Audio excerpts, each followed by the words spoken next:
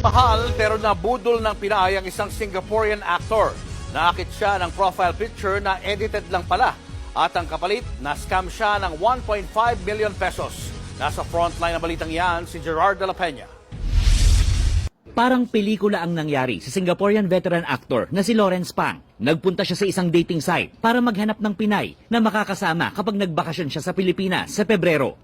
Dito niya nakilala si Micah. It got flirty, you know. While we were chatting, got flirty. I said, wow, this girl is flirting with me.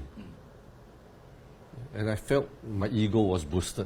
Nagkapaalagayan sila ng loob hanggang sa nabudol siya ng Pinay.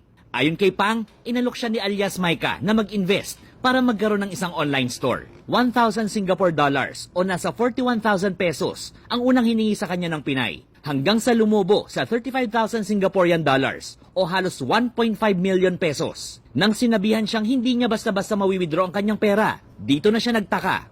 And by the time I realized something's not right, you know, so I decided to delist all the products on my shopping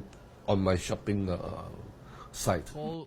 Una nang lumapit sa Raffy Tulfo in action, ang Singaporean actor. Being an old man, you know, when a young lady say, I like you, I blah, blah, blah, blah, stupid, you know. Is the modus operandi of the scam, the whole scam. Yeah. I think you've been scammed. I'm sorry to say that to you. Video call daw ni Pang si alias Micah. Dito na bistong inedit lang pala ni alias Micah ang kanyang picture gamit ang AI photo editor. Nagpatulong ang dayuhan kay Senador Raffy Tulfo para matrack ang suspect at magsampa ng reklamo sa PNP Anti-Cybercrime Unit.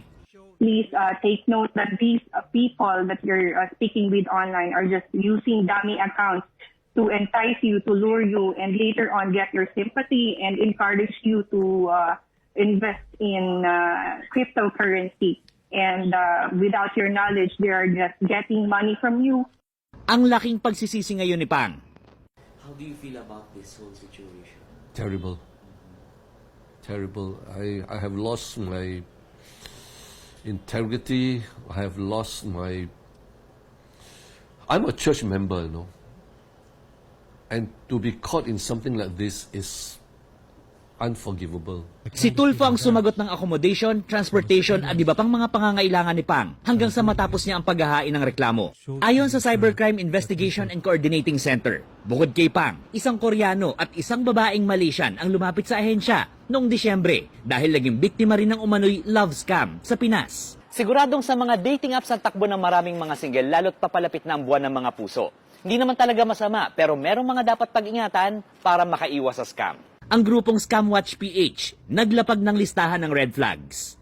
X daw kung masyadong maganda ang profile picture ng kausap, walang verification symbol, walang social media account, ayaw magpakita, at automatic budol kapag humihingi na ng pera. Nagbabalita mula sa Frontline, Gerard de la Peña, News 5.